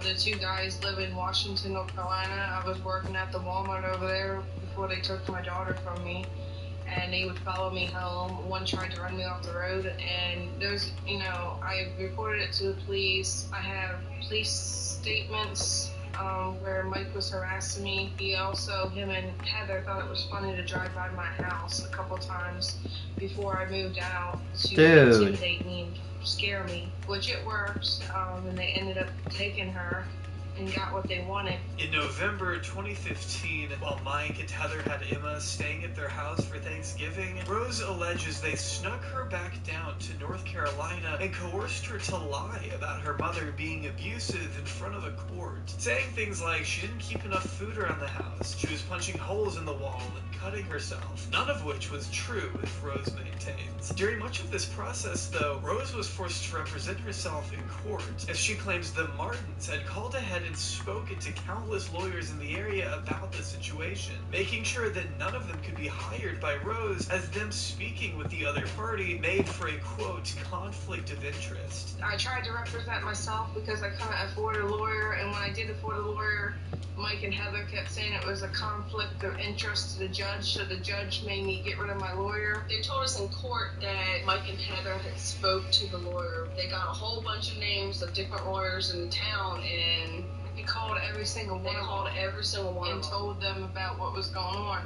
And when I called to talk to that lawyer, they said they couldn't. It was a conflict of interest that they already talked to the other party. They wouldn't even hear any of my evidence. They took Emma away without doing a proper investigation. In the end, the 100% clean justice system right there. A justice system that fails you. Police force, giving Mike and Heather custody that Thanksgiving break. In the span of under 2 years, Rose contends that Mike and Heather manipulated their way into obtaining custody of Cody and Emma, leaving her defenseless by the time their videos showed up on her radar. She says they lost weight under the Martins' care, and that the numerous psychologists and psychiatrists she spoke to all described the contents of Daddy 05's videos as nothing less than abusive. With nothing left to do, she resorted to a GoFundMe in an effort to get her kids back on April 18th, 2017, which happened to coincide with the channel receiving widespread backlash, not without the help of Philip DeFranco. This first story we're going to talk about today is about a family that's been sharing their lives on a YouTube channel by the name of Daddy of 5. It's a mixture of a family channel and also a prank channel, although unlike a lot of the family prank channels, they also prank the kids. On the 17th of April, DeFranco took to his main channel with a goal of bringing awareness to the abuse happening over on Daddy 05. He starts by summarizing the recent Invisible Ink prank that pushed them into the news to begin with, before getting into some of their other videos where the family gets physical, citing one instance of Mike throwing Cody into a bookshelf, giving him a bloody nose. A horrifying image to normal people, but to Mike, this was all a big misunderstanding. DeFranco wasn't buying it. Although the father's defense is that it wasn't actually blood, it was red ink. His nose isn't bleeding, but that's a scab, which even if I gave him the benefit of doubt, you still pushed your kid face first into a shot. Dedicating the next several uploads to speaking about the situation as it continued to gain steam outside of YouTube, bringing more clips to light and putting more eyes on the situation, causing Daddy 05 to make an appearance on Drama Alert, where they described Cody as an actor, before releasing yet another non-apology of a statement in which they admit to faking their videos for the sake of entertainment. I don't care. Videos are fake. They're fake. They're over-exaggerated. Some videos are scripted. Some videos, I mean, they're just played out. They're the kids' ideas. We act them out. Yeah, my idea as a kid was to get pushed into a bookshelf and absolutely harassed by my parents. That is my idea. Attempt to weasel their way out of the limelight, Mike and Heather direct their focus onto DeFranco, blaming him specifically for making the situation worse than it was. And oh, don't go there. Danger. This DeFranco guy, he made a video about us. And because of that video, we now have real danger coming our way. It would have never got this out of hand if it wasn't for that DeFranco guy. Starting all of this. Doing all of this to my family. You did that to yourself. Yes, we did the videos. Yes, I own up to everything in the videos. I own up. You are a failure. Maybe I got a little carried away sometimes. Despite Heather's previous assertion that CPS had already investigated them once and found nothing, one CPS agent described the situation as, these videos are promoting domestic violence. Even if the parents do it in the best of intention, you are teaching the rest of YouTube and your own children that causing violence and distress is okay as long as it's a joke. The situation even reached their city council as of April 21st. One member by the name of Craig Rice confirmed that the appropriate authorities and agencies were aware of the situation and involved in a case. While the Martins may have intended to keep posting through the controversy, there was no ignoring things now. Within days, they took to YouTube again to publish what seemed at first like a more heartfelt update as to where the situation stood, removing all of their videos except this one, to which DeFranco also covered. We realized that we had made some terrible parenting decisions, and we just want to make things right.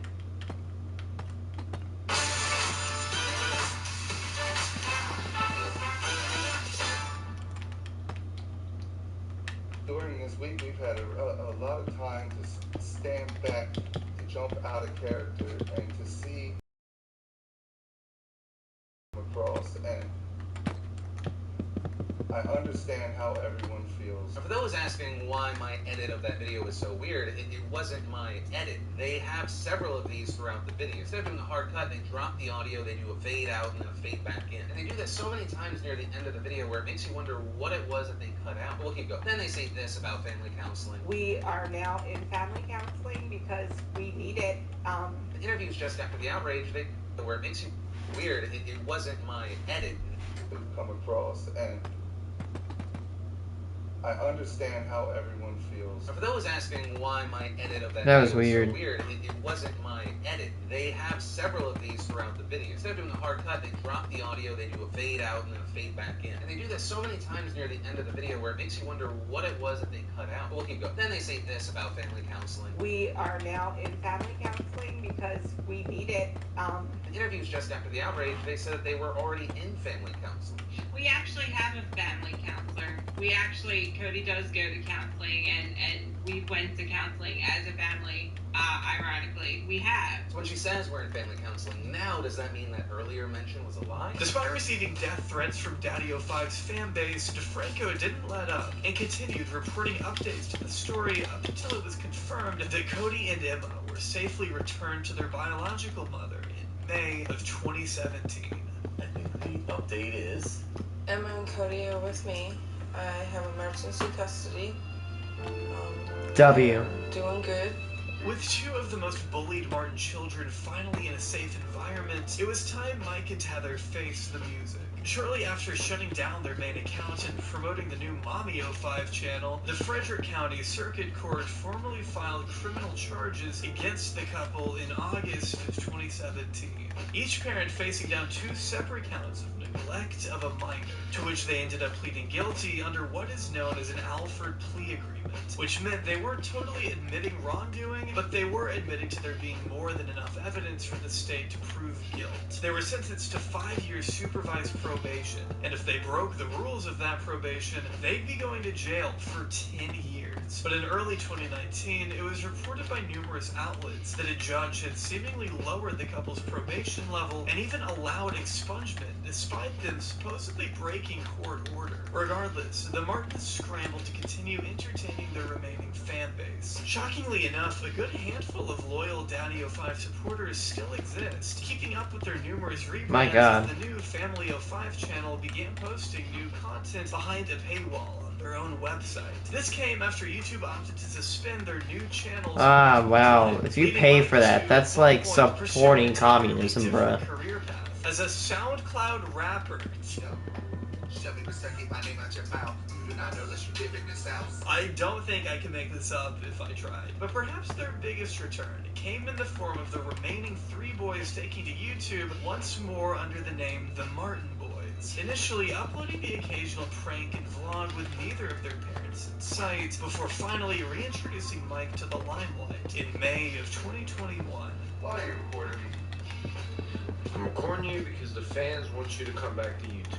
I'm giving the fans what they want for my videos. Over time, the channel seamlessly began featuring more Mike content until he finally took over the channel himself, becoming the new focal point with their latest upload being just 6 hours prior to me writing this. The name changing to the Martin family, as it would appear Mike intends to stay in front of the camera, where he's always felt he belongs. They're doing better. It's gonna take a long time to get them back on track. I want them to be happy. I want them to feel safe.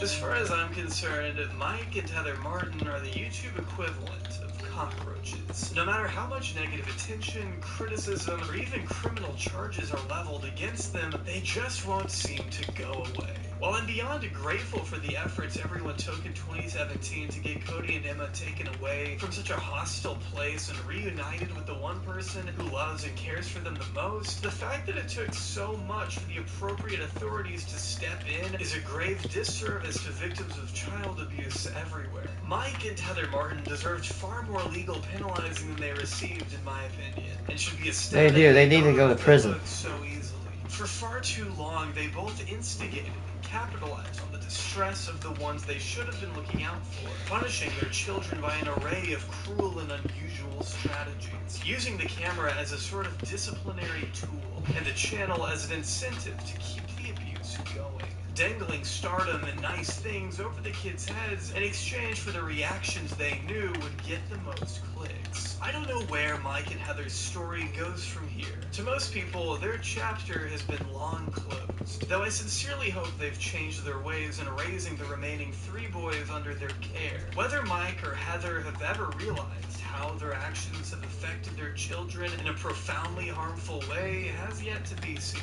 But truthfully, that potential self-realization would do little to change the fact that Daddy-O5 remains the worst family channel in online history.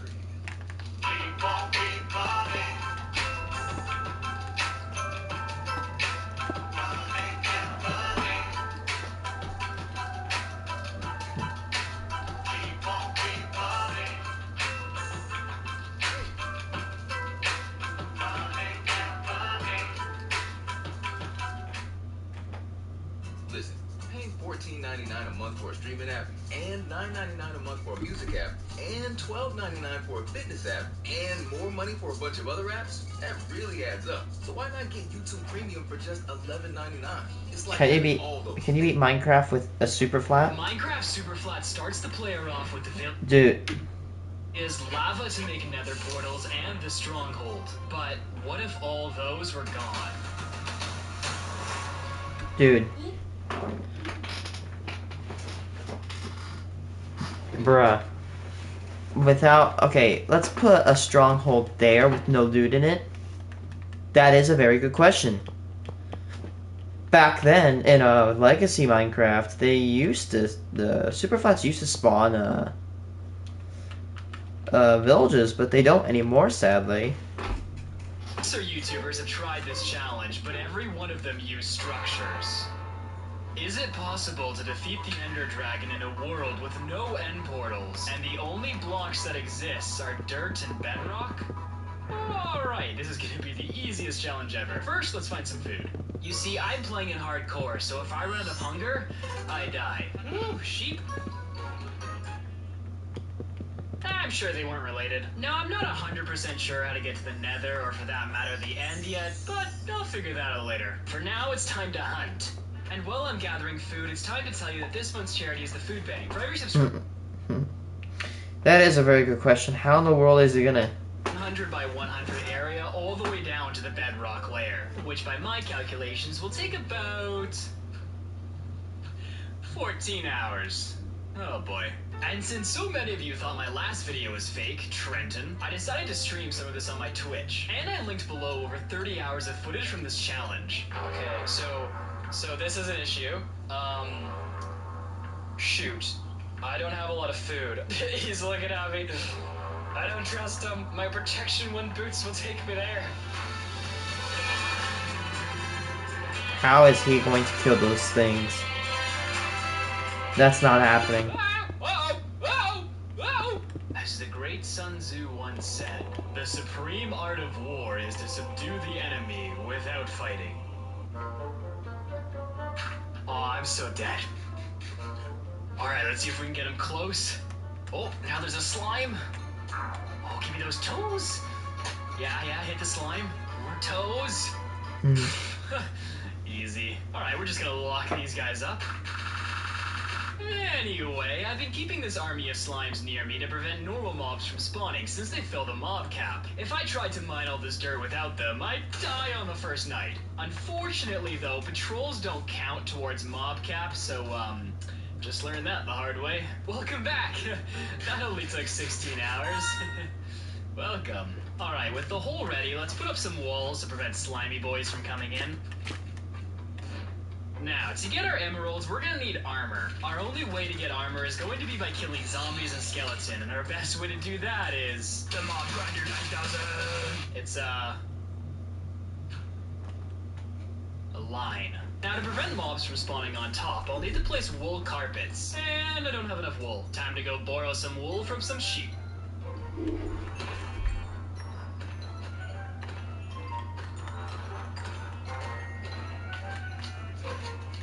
Alright, now that we have a little bit of carpet, it's time to smack some legs.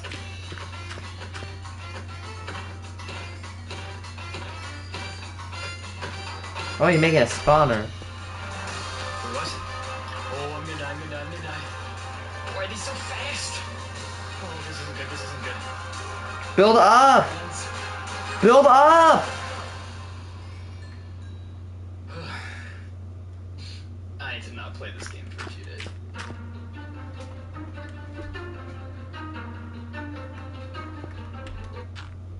This is luxury.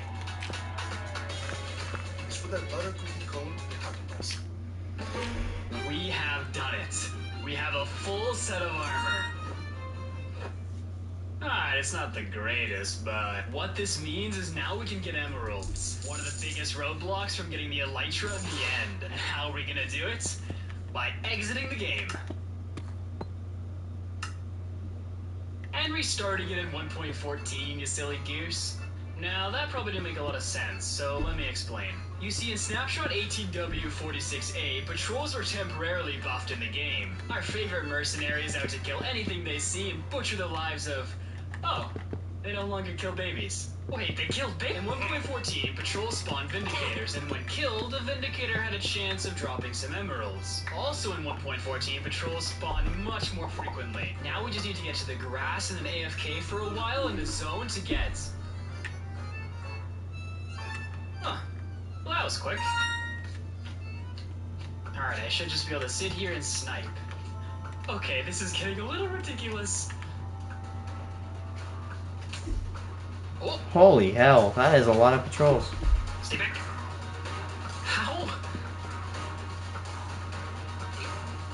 Okay, let's see if I can sneak my way to get this first emerald. We'll grab the banner. Nope, nope, they found me, they saw me. But there's no villagers to trade the emeralds for. I had drastically underestimated how hard this was going to be. Now, this might not look like I have a plan, but I have a plan. I'm going to mole my way under the emerald and snatch it. Well, that emerald's a little more chunkier than I remember it. Ooh, it's right there. Oh, he's coming, he's coming, he's coming. Please, please. Ooh, I can lure them down here. That's actually genius. All I had to do was get a couple hundred men with bows, arrows, and axes to chase me down a one-by-one hole. What could go wrong? I have some free candy. Just follow me into the dark cavern. Thank you kindly for your donations. Now that we have our 5 emeralds, we just have to go back to 1.19 and everything will be fine. I hate my life. I'm very excited for the day I never have to look at dirt again. Oh, nope. What? That's it. I'm leaving. I'm digging a new hole somewhere else. Or maybe I can just box them in.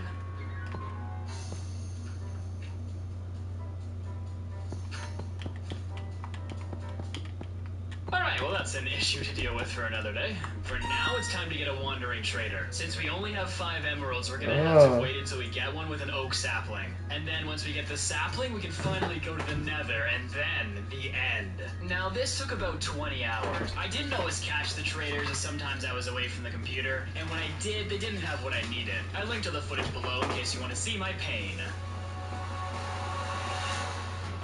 Oh, shoot. He's being chased. I can't go down. Maybe if I just let him die. He may get away. No, I gotta go down there. The whole challenge held in the balance. If he had my oak sapling, the risk would be worth it. Go, go! Ooh, more spawning. Don't hit me, don't hit me! Come on. on, come on. Oh, this is a bad idea. Oak sapling, okay. And then you get a cauldron. And then you... Oh, he doesn't have a sapling. He has a jungle sapling, idiot! That's better than the oak! That was a waste. Of course. Ooh. Pot up. Yes, yes, yes! Whoa, I thirsty.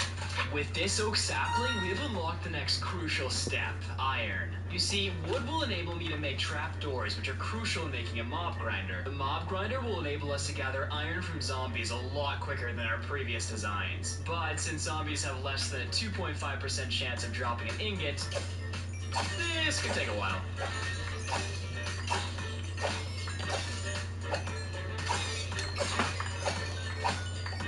The last ingot.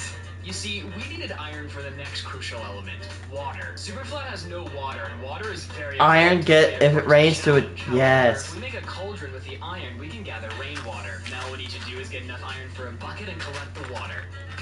Ooh, is that a donkey? I once pet donkey. Donkey boat! Alright, well, donkeys don't fit in boats. Good to know. Just gonna... I have a guard donkey! I'm not going insane. Fun fact, guard donkeys actually exist. I don't think you can own one if you live in a city. You may just want to buy a dog in that case, but if you live on a farm, you can for sure have them. And that's our buckets. Now, using the cauldron, we can extract water, then using bottles, we can fill it back up. And we have it, an infinite water source. Now, we need villagers if we want to get armor later for when we go to the end. But getting villagers in Superflat is almost impossible. The only way we can do it is by getting a zombie villager and a witch. Yes, he's smart. Yeah. Ooh, hello there. Whoa. Where'd he go? Where'd he go? Ooh. Okay, climb into the boat. Oh, that was too easy. Take it. This game is handing itself to me. Bruh, no, put it back. Fine, I have more dirt. Screw you too. Oh my gosh.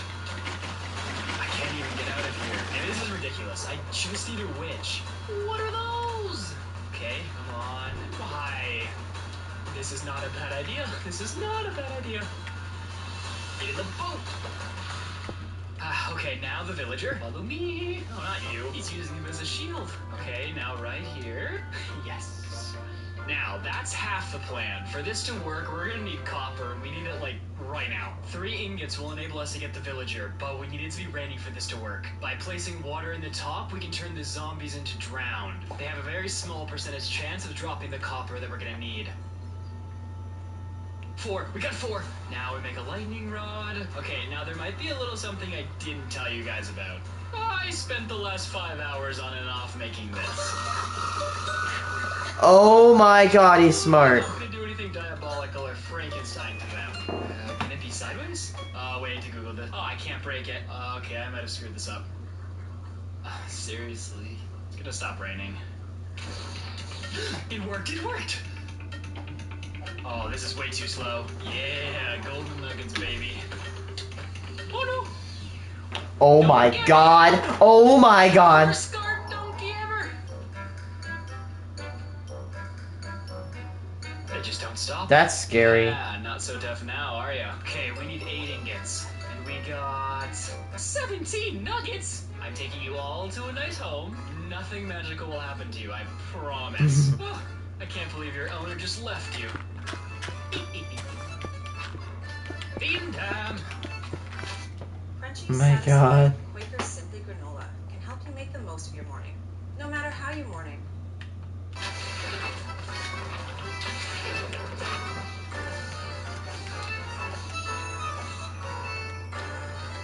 Oh, please be enough, please be enough. Yes! Now that we have the gold, all we have to do is... Huh. How did I lose him? So, we need a new zombie villager. Come on. Alright, now to convert the zombie villager into a normal villager, we need 2 things. First, the witch has to throw a weakness potion. They only have a 25% chance of doing this. There. Then we right-click the villager with a golden apple, and in the next 5 minutes it'll cure into a normal villager. Now we just have to do this one more time. Alright, now that we have the villagers, we only have one more thing to do before we head to the nether, an iron farm. The villagers sit in this little box, and an iron golem spawns in the water and is pushed down to the lower platform. Go in there. This zombie will frighten the villagers, causing them to spawn an iron golem even faster. And now I can safely... And there we have it, a full set of iron armor. Now, this is the end point. The game has made it impossible to progress. To get to the nether, lava is required, and there's no way to get lava since no structure spawn. No villager or wandering trader trades it to you, so it is impossible. But you can't make the word impossible without possible, baby. So I spent the next 20 hours finding a way around this, and I think I found one. First, we went really far from our base so we don't accidentally destroy it with what we're doing next. And now we break the game. You see, the generation type superflat was introduced in Minecraft Snapshot 12W01A. But what would happen if you brought a superflat save file back before this version? You'd get... Alright, well, this ruined the moment. A normal world. You see, because the game doesn't understand superflat yet, it converts the chunks I'm into normal chunks. There's just one major problem. I cannot transfer items from my world to this one, or this world to my world. So you may be asking, why am I in beta Minecraft if there's no way to get lava back to my world from this version? When testing, I discovered one major flaw in the core mechanics of the game. By entering the nether, I create a new dimension file, and when I bring my save back to the version 1.19, I lose all my items, but not my position. Interestingly enough, backporting your versions breaks a lot of things. And before anyone says anything, I did not set my experience. Experience worked differently in beta, and the translation of the levels to the updated version 1.6 is just a coincidence, but it's a nice coincidence. We're back. Oh, run away. Now, we still have to figure out how to get to the end, but that's an issue for later. And it's nighttime. And there's an entire army right there. Yeah, I think I'll just wait till daytime. Now, I don't want to just die when I get to the end, so before we go, I want to get as overpowered as possible. So for that, we need to make a villager How the hell is he gonna get to the end? We're gonna need a bunch of potatoes to trade these villagers for emeralds. I swear, nothing bad has ever happened to the animals I've led to my base. Now it's time to get a motherload of taters. I took a short break to go to the nether and collect some flint. This will be really important later. And now it's time to grind. Aw, not in front of the kids.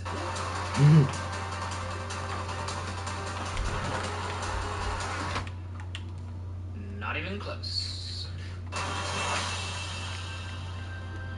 And there we have it, a full set of diamond armor. But we're not stopping there, boys. But before we get the last of the supplies, we need blaze rods. You see, we still need to figure out a way to get to the end. I want to defeat the Ender Dragon in 1.19, but if we get a portal here somehow, we're gonna need blaze rods to make Eyes of Ender to activate it. Oh, perfect. Oh, this is immediately not perfect. Oh, oh no, no, no. Dead. No. Alright, well that almost ended the entire thing.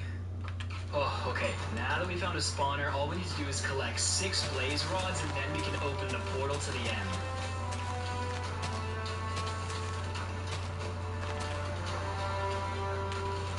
Now we just need one more critical thing. Ooh, that'll do. Now I want an anvil, so I'm going to need to kill 12 of these guys. Make an anvil, combine our bows. Ooh, need one more. And now, we have a power 5 bow, a diamond, 56 instant damage arrows, stacks of normal arrows, speed 2 arrows because, well, a villager sold them and, I'm gonna shoot myself with them. And now, time to break the game one final time by putting all our stuff away and running for the hills. Wait, it's super flat. There are no hills. And now we load up our save in Beta 1.9 Pre-Release 3. This early renaissance of the game still doesn't have super flat, but does have something that we need.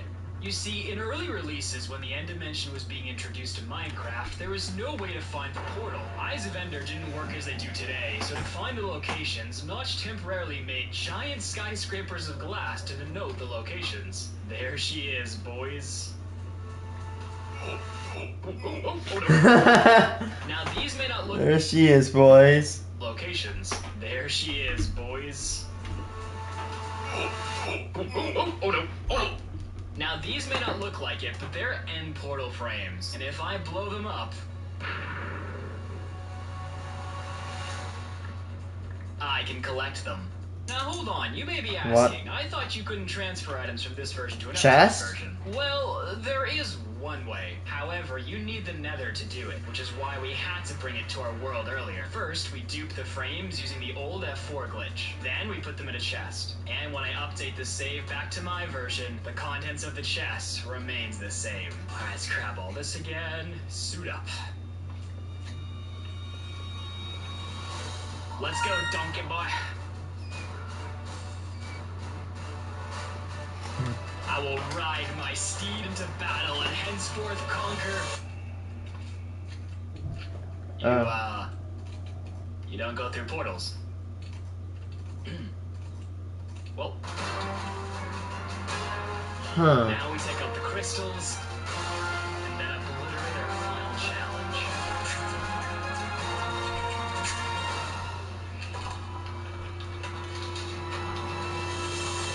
Noise. I did it, donkey. I'm gonna go now. I'm gonna go eat my lunch.